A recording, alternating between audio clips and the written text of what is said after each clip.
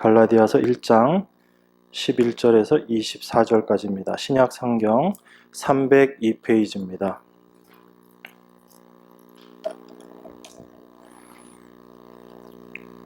(302페이지) 갈라디아서 1장 11절에서 24절까지 저와 여러분이 한 절씩 교독하도록 하겠습니다. 형제들아, 내가 너희에게 알게 하노니 내가 전한 복음이 사람의 뜻을 따라 된 것이 아니라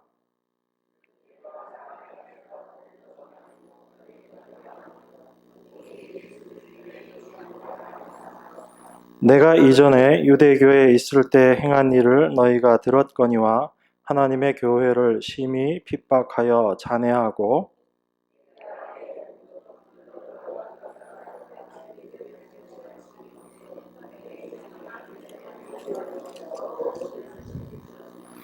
그러나 내 어머니의 태로부터 나를 택정하시고 은혜로 나를 부르시니가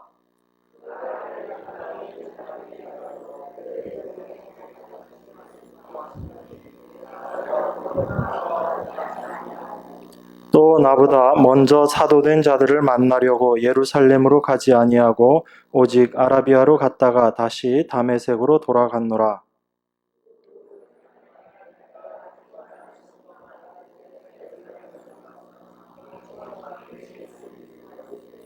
주의 형제 야고보 외에 다른 사도들을 보지 못하였노라.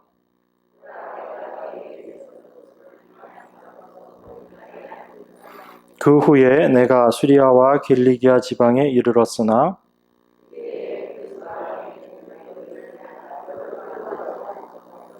다만 우리를 핍박하던 자가 전에 잔해하던 그 믿음을 지금 전한다 함을 듣고 아멘. 네, 우리 계속해서 갈라디아서 말씀을 보고 있습니다. 이 갈라디아서 말씀이 그렇게 만만하지는 않습니다. 내용들을 우리가 좀 곱씹어 볼수록 그 깊은 의미들이 있고 단순하게 율법주의, 믿음의 어떤 율법의 행위를 더한 것에 대해서 바울이 반대하는 그런 차원의 부분들을 뛰어넘어서 더 깊이 있는 이야기들을 전하고 있다 하는 것들을 우리가 이 갈라디아서 내용들을 더 살펴보면 볼수록 더 느끼게 됩니다. 제가 최근에 전화를 굉장히 많이 받는데요. 보통 때는 저희 교회에 이렇게 전화가 많이 오질 않는데 제가 전화를 아주 많이 받습니다. 그래서 주로 전화 받으면서 하는 일이 스케줄 짜는 게 제 일입니다. 이번 한 주 동안은. 그래서 목사님 일정들을 이제 같이 생각하면서 같이 상담하시거나 또 여러 가지 외부 스케줄을 같이 이제 정하고 있는데 그러다 보니까 저희 그 교회 성도님들 아니시고 외부에서 말씀을 듣는 분들이 저희 교회로 전화를 많이 하십니다. 그래서 스케줄을 짜다 보면 단순하게 그 부분만 이야기를 하지 않죠. 어떤 분들은 이제 본인의 간증을 하시는 분도 있어요. 전화해가지고. 그래서 어떨 때는 한 30분, 40분 제가 이렇게 쭉 들을 때도 있고, 또 어떤 분들은 질문도 하십니다. 그래서 제가 또 질문에 대해서는 답변을 해드려야죠. 그죠? 명색이 목사인데 대답을 못하면 안 되니까 주님께 기도하는 마음으로 올바른 답변을 주십시오. 기도하면서 제가 답변을 해드립니다. 그런데 그런 과정들을 제가 쭉 겪으면서 마음 가운데 드는 생각이 우리가 참 이 말씀에 대해서 분명한 지식도 필요하겠구나라는 생각을 합니다. 왜 그러냐면 많은 분들이 그 복음에 대한 부분들은 어느 정도는 알고 있지만 이 복음이 우리 삶 가운데 어떤 방향성으로 나타나야지 되는가 하는 부분들에 대해서 오해를 하고 계신 분들이 꽤 많다라는 생각이 들었습니다. 이 말씀의 의미는 뭐냐면 우리 안에 예수 그리스도의 생명이, 하나님의 생명이 우리 안에 들어오게 되면 그 생명이 추구하는 방향이 있습니다. 그 방향성이 있다라는 것입니다. 그것은 크게 두 가지로 우리가 생각할 수 있습니다.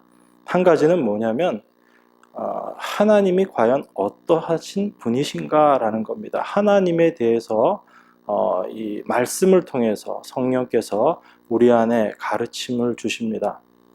그래서 우리가 이전에는 그냥 막연하게 알고 있었던 창조주라는 그런 하나님에 대해서 그분이 바로 나를 구원해 주신 구속주 하나님이시고 그 구원이라는 그 개념 속에서 하나님께서 어떻게 이 천지를 창조하셨는가라는 그 하나님에 대한 부분들이 이제 하나씩 하나씩 깨달아지게 됩니다.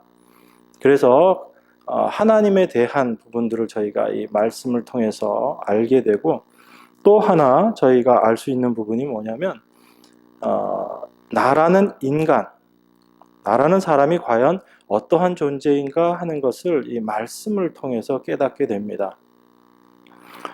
여러분들은 자기 자신에 대해서 자기가 가장 잘 안다라고 생각을 합니다. 그런데 하루하루 신앙생활을 해가면서 느껴지는 것은 뭐냐면 나도 몰랐던 내가 내 속에 자리 잡고 있구나 하는 것을 조금씩 더 알아가게 됩니다. 그래서 그러한 나를 알아갈수록 우리 삶 가운데 나타나는 모습은 어떻게 되냐면 그런 나를 의지하지 않고 하나님만을 의지하는 모습으로 나아가게 된다는 것입니다. 그래서 이 말씀에 대해서 우리가 점점 알아가고 성령의 조명하심으로 우리가 어떠한 자인지를 알게 되면 내가 하나님 앞에 얼마나 죄인인가 하는 것을 더욱더 깨닫게 되고 그러한 내 자신에게서 아무런 의지할 것도 없다라는 것을 우리가 고백하게 됩니다. 그 모습 속에서 우리가 주님만을 의지한다라는 것이 가능해지고 그러한 깨달음 속에서 온전한 순종이라는 것이 나오게 됩니다. 그래서 내 자신의 존재를 모를 때는 나는 내가 순종할 수 있는 사람이다 라고 생각을 합니다. 그래서 열심을 내고 최선을 다하고 정말 헌신을 하지만 진정한 순종은 내가 내 힘, 내 능력으로 만들어내는 것이 아니고 내 안에 계신 성령님께서 역사하심으로 말미암아 되어지는 것이 순종이다라는 것을 우리가 신앙생활들을 통해서 알게 됩니다. 제가 왜 이런 말씀을 드리느냐면 제가 전화를 받으면서 느끼는 것 중에 하나가 본인의 어떤 신앙적인 이야기들을 쭉 하시면서 어떤 부분들에 있어서는 본인이 깨닫고 알고 있는 그런 부분들을 통해서 알게 모르게 제가 느끼는 마음은 뭐냐면 본인이 이만큼 깨닫고 있다.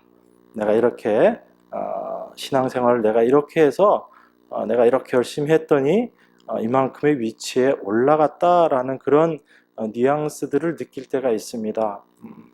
그러면 제가 거기다가 직접적으로 어떻게 얘기할 수는 없고 신앙생활이 무엇인가, 우리가 십자가를 알아가는 것이 무엇인가에 대해서 간략하게 이렇게 말씀을 드리고 제가 전화를 끊습니다. 그래서 그분이 그 말씀들을 통해서 어떻게 또 받아들이실지 하는 부분들은 하나님께서 알아서 하실 일이지만 그 방향성이라는 부분들이 참 중요한 것 같습니다. 그래서 우리가 함께 모여서 교제하고 말씀을 나누고 내가 경험하고 내가 깨달았던 부분들을 함께 나누는 것이 참 중요하다 싶은 생각이 듭니다.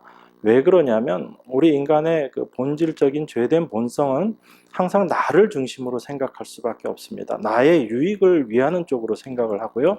어떤 신령한 경험을 하더라도 그 중심에 자꾸 나라는 존재를 두기를 원합니다. 그런데 하나님께서 만약에 여러분들에게 어떤 큰 은사를 주시고 아주 귀한 것들을 깨닫게 하셨다면 그것은 여러분 자신의 유익을 위한 것이 아니고 바로 하나님께서 값주고 사신 이 교회의 유익을 위해서 하나님께서 허락하시는 일들이거든요.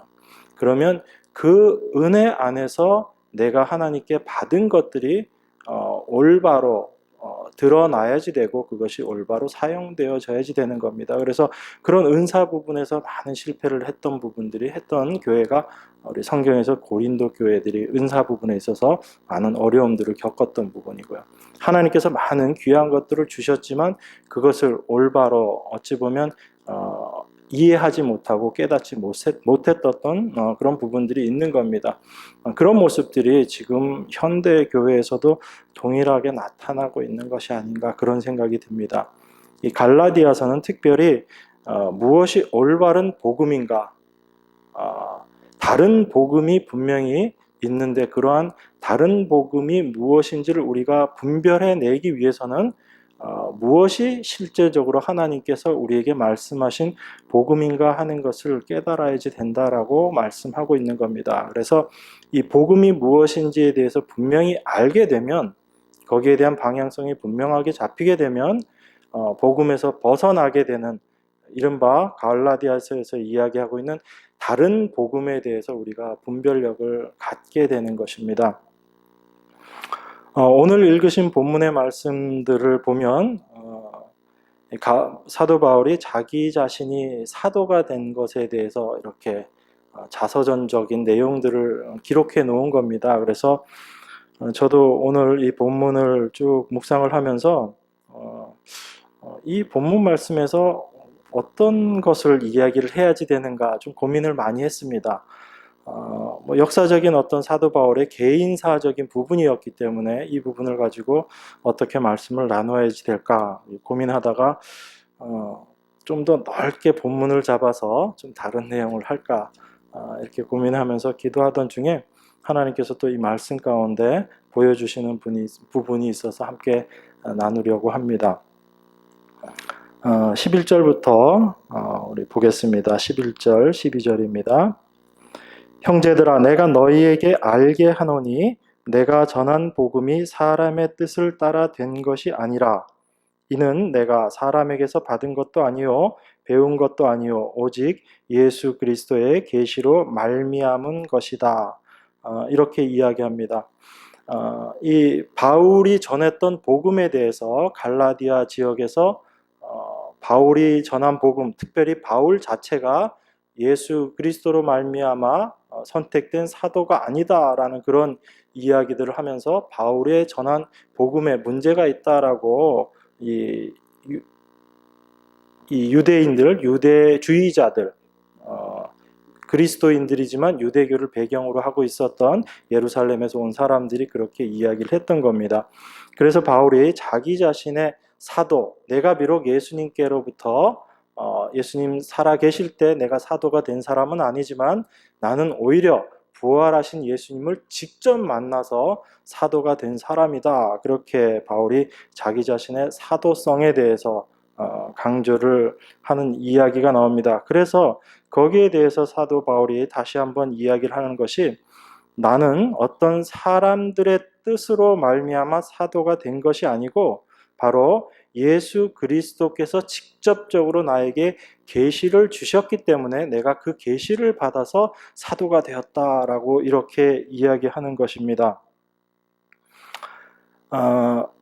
여러분 사도 바울이 이렇게 나는 지금 계시를 받아서 사도가 되었다라고 이야기를 하지만 단순하게 바울이 계시를 받아서 사도가 되었다라고 이야기하는 것 자체가 어찌 보면 사도 바울의 반대편에 있는 사람들에게 있어서는 어떤 구체적인 증거가 되는 부분은 아닙니다. 그죠? 왜냐하면 그 일들을 직접적으로 객관적으로 증명할 수 있는 사건이 되지를 못하기 때문에 그렇습니다. 그런데 사도 바울은 그런 것을 알면서도 내가 어떤 사람과 관련되어서 내가 하나님의 말씀을 전하는 사람이 된 것이 아니고 하나님께로부터 직접적인 계시를 받은 사람이었다라고 이야기를 합니다. 그러면서 자기 자신의 모습, 내가 계시를 받기 전에 어떠한 모습이었고 내가 계시를 받은 이후에 내가 어떠한 모습이었다라는 것을 바울이 이야기하는 모습으로 그렇게 이야기를 합니다. 13절 14절 보겠습니다. 내가 이전에 유대교에 있을 때 행한 일을 너희가 들었거니와 하나님의 교회를 심히 핍박하여 잔해하고 내가 내 동족 중 여러 연갑저보다 유대교를 지나치게 믿어 내 조상의 유전에 대하여 더욱 열심히 있었으나, 이렇게 이야기합니다. 그러니까 바울 자신이 계시를 받기 이전에는 유대교에 아주 자기가 열심이어서 예수 믿는 사람들을 자기가 핍박했다, 그렇게 이야기하고 있습니다. 여러분 사도행전 보시면 그 내용들을 잘 기록하고 있습니다. 그죠? 스데반이 돌에 맞아 죽을 때 사도 바울이 그 옆에 있었죠. 그 옆에 있었고 그 돌 던지는 사람들의 옷을 바울이, 사울이라는 청년이 그 옷을 대신 갖고 있었다라는 이야기를 합니다. 그리고 그 다음 바로 이어지는 얘기를 보면 그 스데반이 죽은 거에 대해서 사울이라는 청년이 그것을 당연한 것으로 여겼다라고 이야기를 합니다. 그렇기 때문에 바울은 그 유대교라는 그 관점 속에서 유일하신 하나님 외에 또 다른 하나님이라는 하나님의 아들 예수 그리스도를 이야기하는 그리스도교를 인정할 수 없었다라는 겁니다. 그래서 그 사람들을 핍박하고 그 사람들을 잔해하는 것을 아주 당연하게 그렇게 생각을 했었습니다.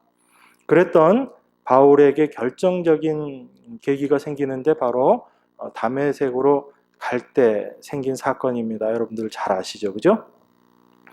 바울이 그 다메섹 그쪽에 가서 그리스도인들을 다 잡아와야지 되겠다 해가지고 예루살렘에서 공문까지 받아갑니다. 자기가 공식적으로 그 사람들을 잡아올 수 있는 그런 자격을 얻기 위해서. 그래서 아주 의기양양해서 다메섹으로 가던 그 길에 부활하신 예수님을 만나게 됩니다. 그 부활하신 예수님께서 바울에게 나타나셔서 사울아 사울아 그러죠. 그땐 사울이었으니까. 그래서 그 누구십니까? 라고 이야기했더니 너가 핍박하는 예수다, 이렇게 말씀하시는 그 부활하신 예수님을 바울이 만나게 됩니다. 그래서 바울이 그 부활하신 예수님을 만나고 난 이후에 이 우리 성경의 내용들을 통해서 보면 그 17절부터 그 내용들이 나와 있는데 바울이 이야기하는 바가 무엇이냐면 자기가 그 부활하신 예수님을 만나고 나서 어떤 다른 사람들을 통해서 예수님에 대한 그런 복음에 대한 내용들을 자기가 전해받은 것이 없다라는 것을 다시 한번 얘기하기 위해서 17절부터 이야기하고 있습니다. 그 내용 제가 읽어드리겠습니다.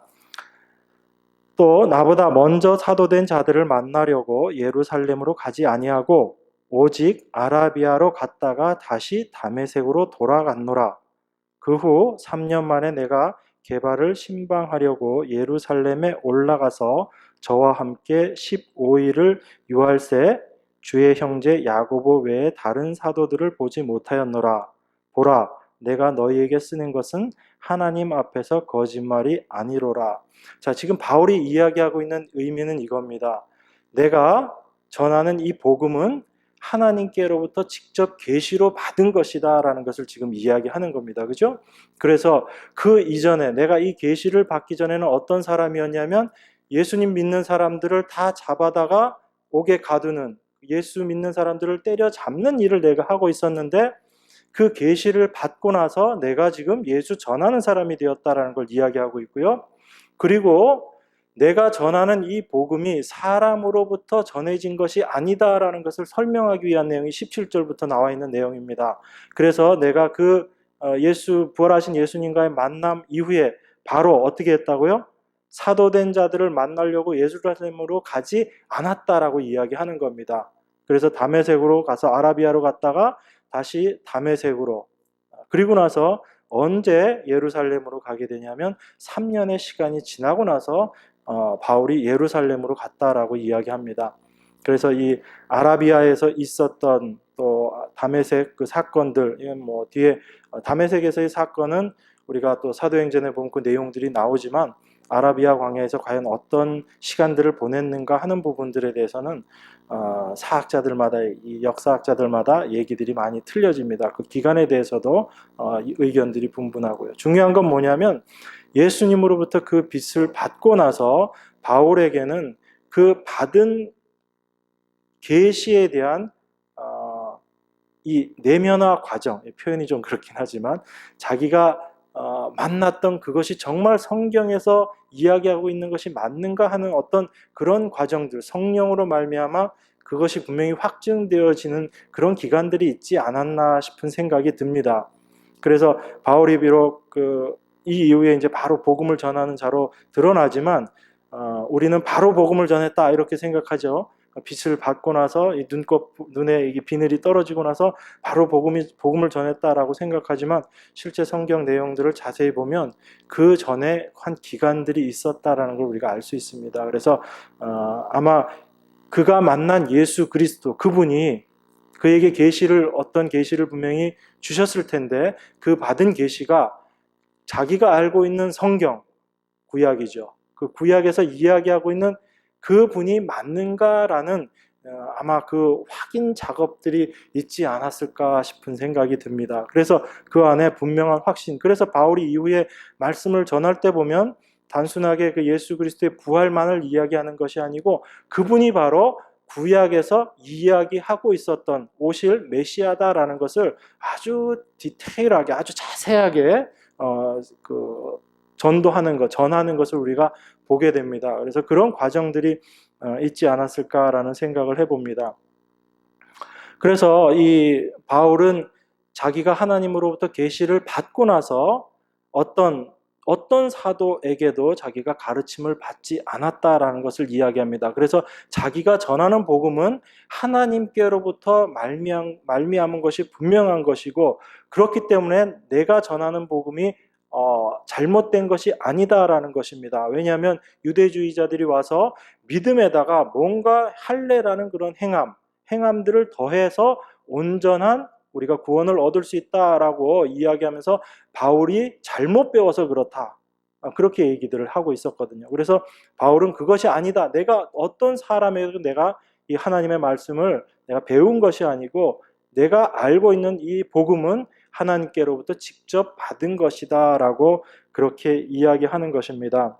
그래서 다른 사람들이 이야기하는 우리 믿음에다가 무언가를 더해서 온전히 구원을 받는다라고 주장하는 것은 잘못된 것이다. 그것은 다른 복음이다라고 지금 바울이 이야기하고 있는 것입니다. 여기까지 우리가 이 내용들을 살펴보는 부분들은 참 이제 쉽게 넘어가죠, 그죠? 그런데 제가 이 말씀을 보면서 한 가지 의문이 생겼습니다. 그 의문이 뭐냐면 15절, 16절이에요. 15절, 16절 같이 한번 읽겠습니다. 15절, 16절 시작. 그러나 내 어머니의 태로부터 나를 택정하시고 은혜로 나를 부르시니가 그 아들을 이방에 전하기 위하여 그를 내 속에 나타내시기를 기뻐하실 때 내가 곧 혈육과 의논하지 아니하고 이렇게 이야기합니다. 사도 바울이 예수 믿는 사람들을 때려잡는 일에 아주 열심이었어요. 그죠? 아주 열심이었다가 하나님의 계시를 받고 하나님의 말씀 전하는 사람으로 변화됐습니다. 그러면서 사도 바울이 내가 이 위치에서 예수 믿는 사람들을 때려잡는 위치에서 예수님을 전하는 자로 이렇게 바뀐 것은 내 뜻, 내 의지로 된 것이 아니고 어떻게 됐다고요? 내 어머니의 태로부터 나를 택정하시고 은혜로 나를 부르신 이 때문에 내가 이렇게 지금 변화되었다라고 이 징검다리를 놓는 거죠. 그러니까 이전에 바울이 핍박하던 자의 모습에서 이제 복음을 전하는 자의 모습으로 변했는데 이것이 하나님의 계시로 된 것이다라고 이야기를 하고 그 계시로 하나님의 은혜로 내가 된 것이다라는 것을 이야기하기 위해서 바울이 중간에 놓은 게 뭐냐면 내 어머니의 태로부터 나를 택정하시고 은혜로 나를 부르시니가 나를 그 아들, 하나님의 아들을 이방에 전하시기 위해서 내 속에 나타나셨다라고 지금 말씀하고 있는 거잖아요. 그죠? 그렇기 때문에 이 내용을 살펴보면 바울이 핍박하던 자에서 하나님의 말씀을 전하는 자로 변화된 것은 하나님의 택하심으로 말미암아 하나님의 은혜로 바울이 그렇게 되었다라고 지금 이야기하는 겁니다. 그래서 이렇게 생각하면 아무 문제가 없는데 제가 좀 이렇게 많이 따지는 스타일이라 그런 생각이 들었어요. 하나님, 기왕이면 이 바울이라는 사람을 하나님의 택하신 사도로 쓰시기 위해서 쓰실 거면 처음부터 말씀 전하는 자로 불러다가 쓰시면 되잖아요. 처음부터 바울을 하나님께서 데려다가 말씀 전한 다른 사도들처럼 그렇게 쓰시면 되잖아. 그런데 왜 바울을 그렇게 쓰시지 않으시고 예수 믿는 사람들을 핍박하는 그런 자로 처음에 바울을 내버려 두시고 그리고 다시 그를 하나님 말씀 전하는 자로 그렇게 쓰시는가 하는 의문이 들었습니다. 여러분들은 의문 안 드시나 봐요. 네.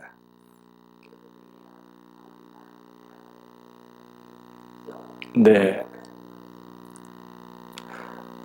물론 우리가 그렇게 생각할 수 있습니다. 처음부터 바울이 하나님 전했으면 그냥 바울은 처음부터 끝까지 하나님 전하는 사람이었을 거예요. 그죠?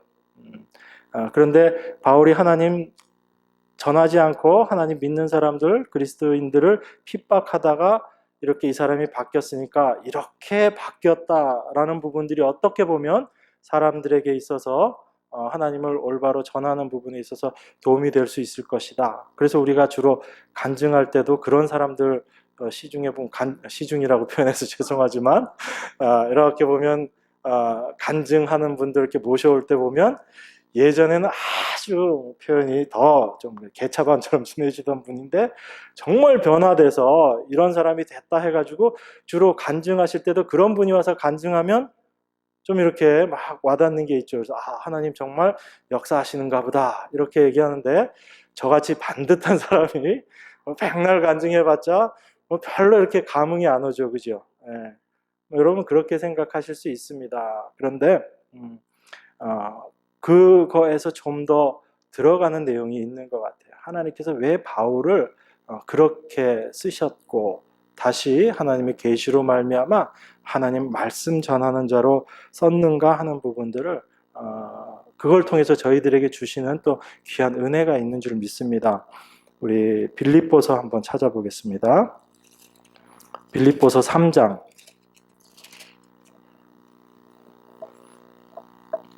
빌립보서 3장 1절에서 9절까지입니다. 신약성경 320페이지입니다. 빌립보서 3장 1절에서 9절까지 제가 봉독하겠습니다. 정말로 나의 형제들아 주 안에서 기뻐하라. 너희에게 같은 말을 쓰는 것이 내게는 수고로움이 없고 너희에게는 안전하니라.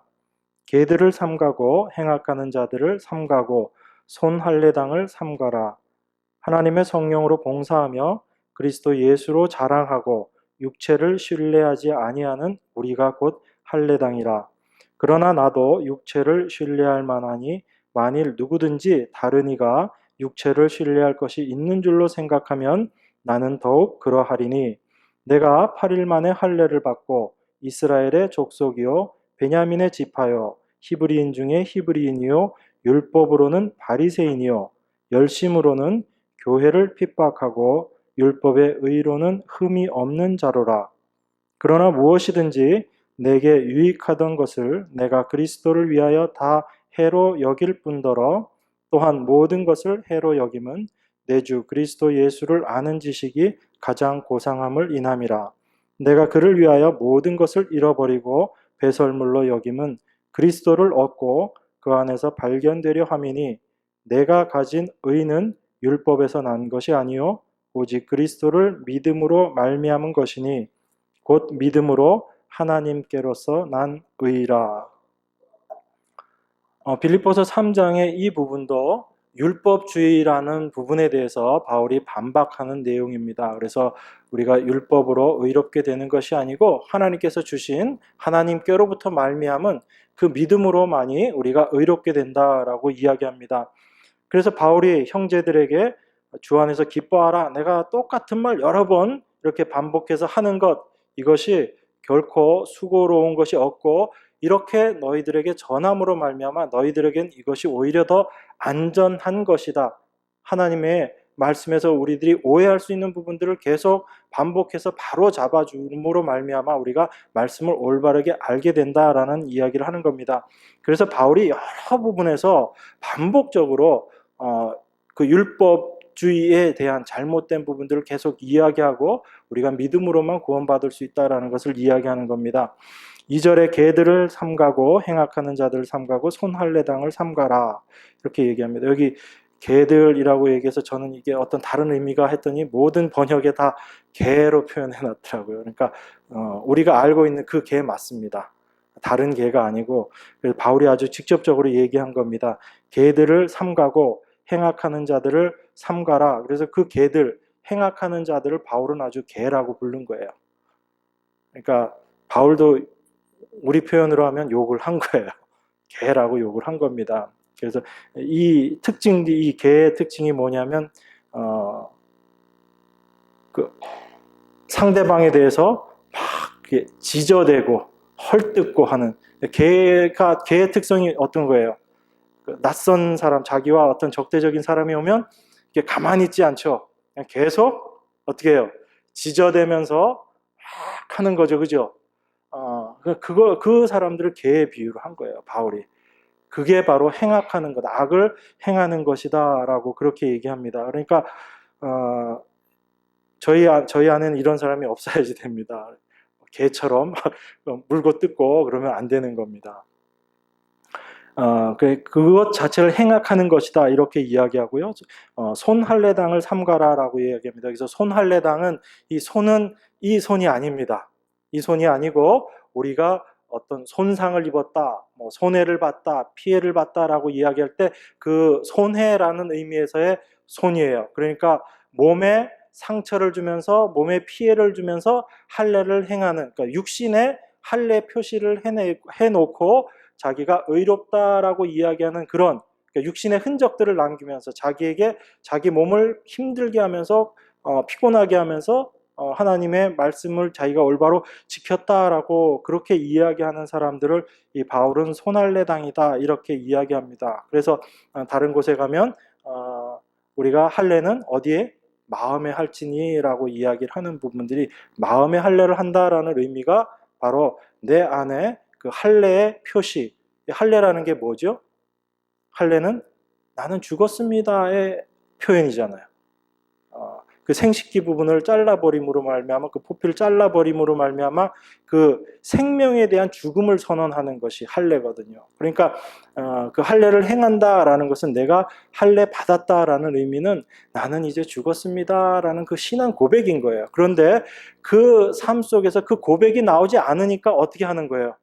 몸에다가 할례를 해놓고 나 할례 받았다라고 이야기를 하는 겁니다. 이런 사람들을 손할례당이라고 이야기하고, 이런 사람들을 행악하는 자들이라고 이야기하고, 이런 사람들을 개라고 이야기하는 겁니다.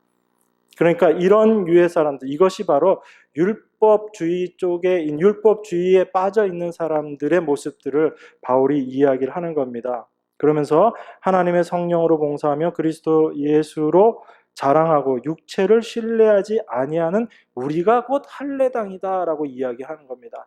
내 자신을 의지하지 않고 하나님만을 의지하고 있는, 그리고 그 하나님의 성령으로 봉사하고 있는, 예수 그리스도만을 자랑하고 있는 우리가 바로 할례당이다. 육신의 할례 표시를 내지 않더라도 내 마음 가운데 온전한 할례를 받은 사람, 우리가 바로 할례당이다라고 그렇게 이야기를 합니다.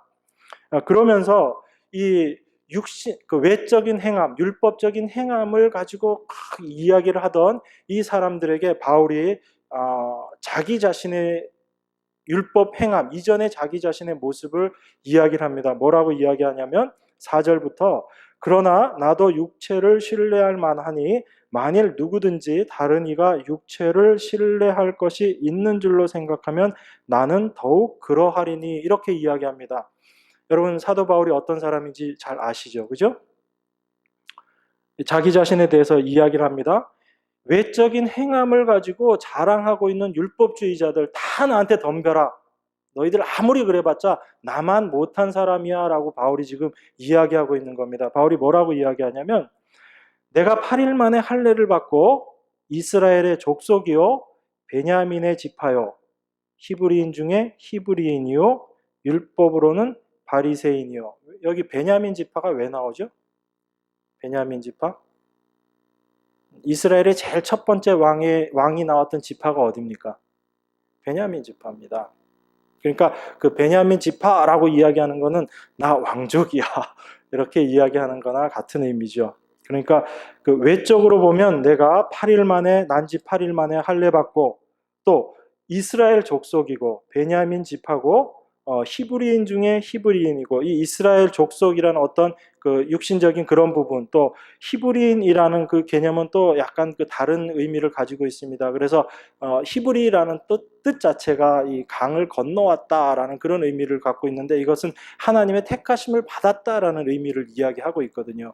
그러니까 바울은 내가 육신적으로는 이스라엘 자체도 하나님의 선민이라는 개념을 포함하고 있지만 구원하심을 받은 민족, 그 사람, 히브리 사람이라는 의미는 또 그런 것까지 포함하고 있습니다. 그래서 내가 히브리인 중에 히브리인이요 율법으로는 율법 지킴에 있어서는 자기가 바리새인이다라고 이야기합니다. 바리새인이 얼마나 열심히 율법을 지켰는지 아시죠? 원래 하나님의 주어진 율법 이거를 지키기 위해서 다시 시행세칙까지 만들어서 율법을 지킨 사람들입니다. 왜 그렇게 시행세칙을 만들었냐면 요거 하나만 큰 굵직한 것만 얘기되어 있으면 요거 혹시 못 지킬 수도 있잖아. 그런데 이걸 지키기 위해서 다른 부수적인 것들을 다 만들어 놓은 거예요. 제가 지난 시간에도 말씀을 드렸지만 그래서 그런 것들을 지키다 보면 자연스럽게 이거는 의식하지 않아도 지켜질 수 있게끔 율법을 그렇게 만들어 놓은 겁니다. 그래서 우리 뭐 십계명에 안식일을 지켜라, 안식일 범하지 말라라고 십계명에 나와 있으니까 그럼 안식일을 어떻게 지킬까? 안식일을 그럼 일하지 않는 거, 꼼짝하지 않고 있는 거, 일을 하지 않는 거, 어떤 게 일을 하지 않는 걸까? 이런 것들 유대인들이 특히 바리새인들이 생각한 거예요. 그래서 최소한 하루에 어느 정도까지 걷는 거는 일이 아닌데 얼마 이상 걷는 건 일이야. 움직이고 뭐 그다음에 뭐 밥을 하는 것도 그냥 밥을 먹을 수는 있지만 불을 피워서 밥을 하는 거 이건 일이야 이렇게 생각한 거예요. 그러니까 이 바리새인들은 그 안식일 전날 뭘 다 해놓을까요? 그 다음날 먹을 거 미리 다 해놓는 거예요. 그날 불을 안 피우려고. 그리고 어디를 막 가다가도 하루에 걸어야 되는 그 분량 이상 딱 거기까지 걷게 되면 더 이상 못 가는 거예요. 왜냐하면 거기서부터 더 걷게 되면 그건 일이 돼버리기 때문에 일이 되면 안식일을 범하는 게 되는 겁니다. 왜 바리새파라는 이 바리새파가 생겼냐면요. 이스라엘 사람들이 그 바벨론에 다 멸망을 하고 포로로 잡혀가잖아요. 포로로 잡혀갔다가 그들이 다시 돌아오게 됩니다. 돌아오고 나서 하나님의 말씀을 자세히 연구해 보니까 신명기서에 그런 말씀들이 있죠. 너희가 하나님의 말씀을 잘 지키면 복을 받고 하나님의 말씀을 지키지 않으면 너희가 저주를 받는다. 이 말씀이 있는 거예요. 그러니까 우리가 이 바벨론의 포로로 잡혀간 게 하나님 말씀 안 지켜서 그렇구나. 이제 우리 하나님 말씀 열심히 지키자 하고 생겨난 운동이 바리새 운동이에요. 그래서 그 사람들이 율법을 그렇게 열심히 지킨 겁니다. 왜? 우리 이제 다른 나라에 그런 흉한 모습을 당하지 않기 위해서 열심히 율법 지키자라고 했던 겁니다. 그러니까 이 사람들의 율법 지킴이라는 건 우리가 생각하는 것하고는 완전히 차원이 다릅니다. 그런 분위기 속에서 사도 바울이 자기 자신에 대해서 이야기를 하면서 뭐라고 이야기하냐면 내가 율법으로는 바리새인이다라고 그렇게 이야기하는 거예요. 그러니까 그 누구도 율법 지킴에 있어서 나보다 더 잘 지킬 수 있는 사람 있으면 나와봐 라고 바울이 지금 이야기하고 있는 거죠. 그러면서 6절에서 이렇게 이야기합니다. 열심으로는 교회를 핍박하고 율법의 의로는 흠이 없는 자로라. 자기가 율법의 의로는 흠이 없는 자랍니다. 어느 정도 율법을 지켰길래 자기는 율법의 의로는 절대로 흠이 없다. 그러니까 너희들이 율법 지켜서 의롭다고 이야기하지 나는 그 율법의 의로는 절대로 흠이 없는 사람이야 라고 지금 바울이 이야기하는 겁니다. 그런데 율법의 의로는 흠이 없는 바울이 무슨 일을 했냐면 바로 그 앞에 있는 내용 뭐라고 얘기하고 있죠? 열심으로는 열심으로는 교회를 핍박하고 율법의 의로는 흠이 없는 자로라 이렇게 이야기합니다. 사도 바울이 자기 자신이 율법적으로 어떠한 사람이었는가를 계속 이야기하면서 내가 율법으로는 흠이 없는 자다. 내가 율법의 의로는 흠이 없는 자다. 그런데 그런 내가 그 율법을 열심히 지키기 위해서 우리가 오늘 갈라디아서 말씀을 통해서 보니까 어떻게 이야기하고 있어요? 바울이 갈라디아서 다시 돌아가서 볼까요?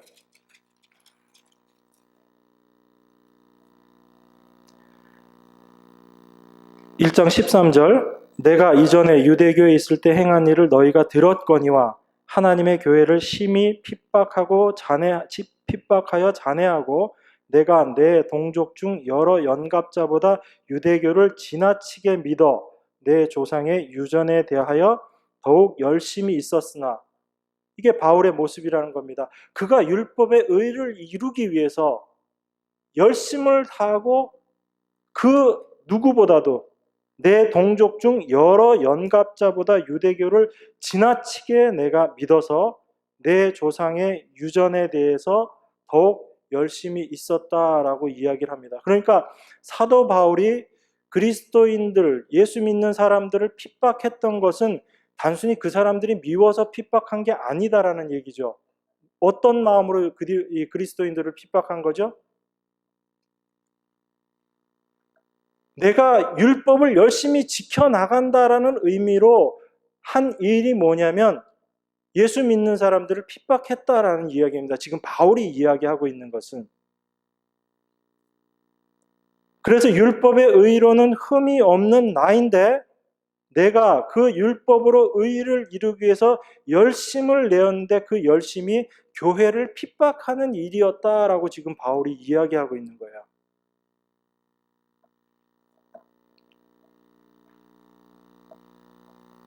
그러니까 사도 바울은 지금 이 이야기를 하고 있는 겁니다. 무슨 말씀이냐면 내가 하나님의 그 계시, 하나님의 은혜를 내가 깨닫지 못하고 알지 못했을 때는 내가 정말 내 목숨을 다해서 열심을 다하고 최선을 다하는 삶을 살았는데 그 삶이 어떤 삶이었다고요? 교회를 핍박하는 삶이었다라는 것을 지금 이야기하고 있는 겁니다. 바울이. 난 율법의 의로는 내가 흠이 없는 자고 내가 혈통적으로나 나의 어떤 지식적으로나 내가 너희들 그 누구보다 내가 뛰어난 자인데 그러한 내가 그 율법을 열심히 이루기 위해서 나의 삶을 다 거기 바쳤는데 다 바쳤던 그 모습이 뭐로 드러났느냐면 바로 하나님의 교회를 핍박하는 모습으로 드러났다라는 거예요. 그리고 그가 그러했던 바울이 하나님으로부터 계시를 받고 하나님으로부터 그가 은혜를 받고 나서 그 이후의 삶의 모습이 바뀌어지는 겁니다. 그 삶의 모습이 어떤지 우리가 한번 더 살펴보겠습니다. 우리 고린도전서 15장, 제가 자주 인용하는 성경 구절인데요. 고린도전서 15장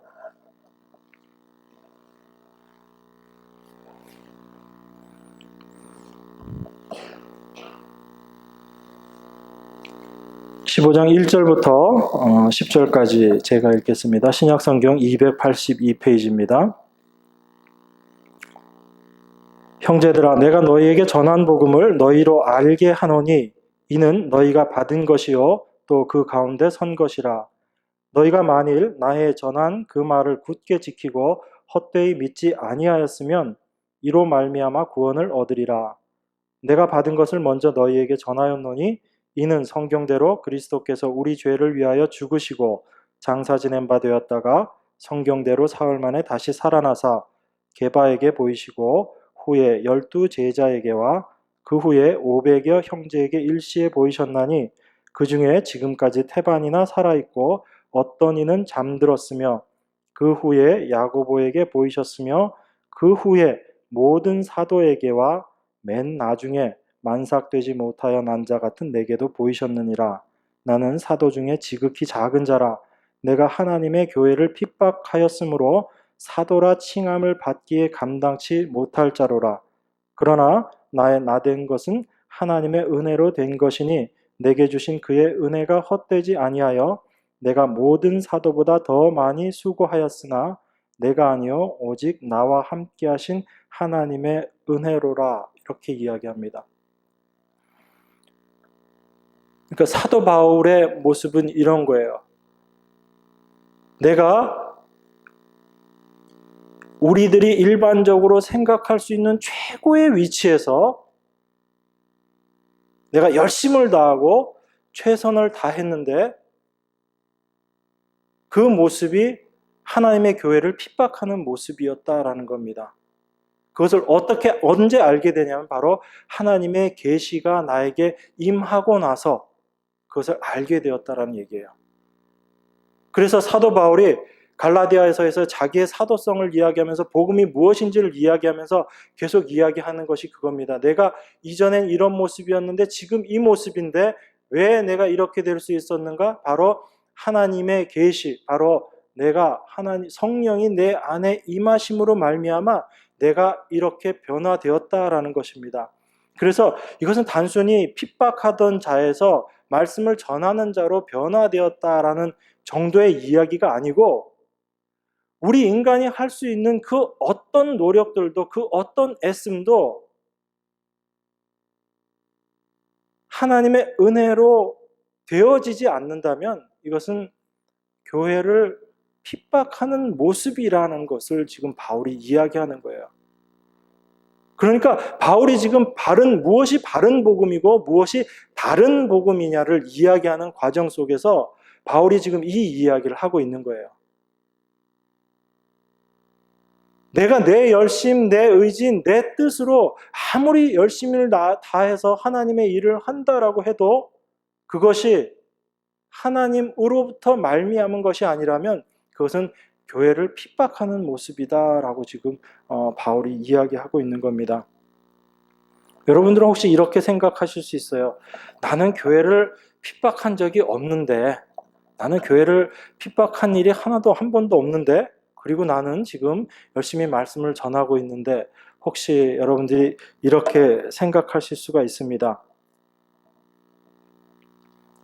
사도 바울은 분명히 하나님의 믿는 백성들을 핍박했었고 그리고 계시 받은 이후에 하나님 말씀을 전하는 자로 이렇게 분명히 변화된 이런 표면적인 그런 모습들이 있으니까 우리들이 생각할 수 있지만 내 자신에 대해서는 우리들은 그렇게 생각하지 않는 것 같아요.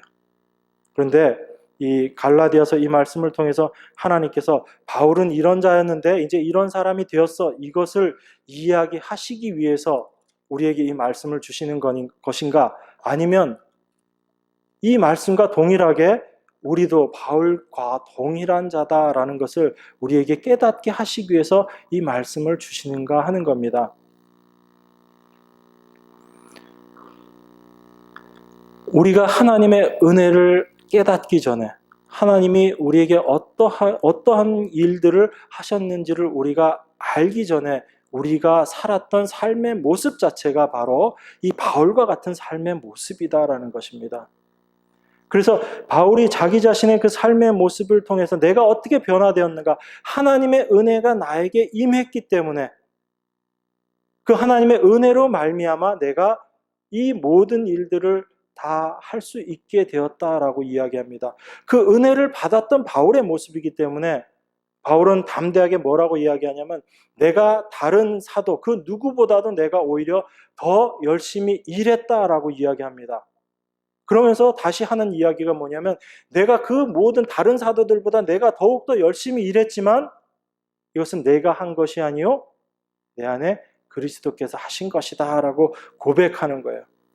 그것은 자기 자신이 하나님의 은혜를 받기 이전에 자기 모습, 자기가 정말 최선을 다했던 그 삶의 모습이 결론적으로 교회를 핍박하는 모습으로 드러났다는 것을 알기 때문에 내가 지금 이렇게 열심을 내서 하나님의 일을 하지만 이것은 나의 열심이 아니고 내 안에 계신 성령으로 말미암아 되어지는 일이다라는 것을 지금 바울이 고백하고 있는 내용이라는 겁니다. 이 말씀을 통해서 우리는 그것을 깨달아야지 돼요.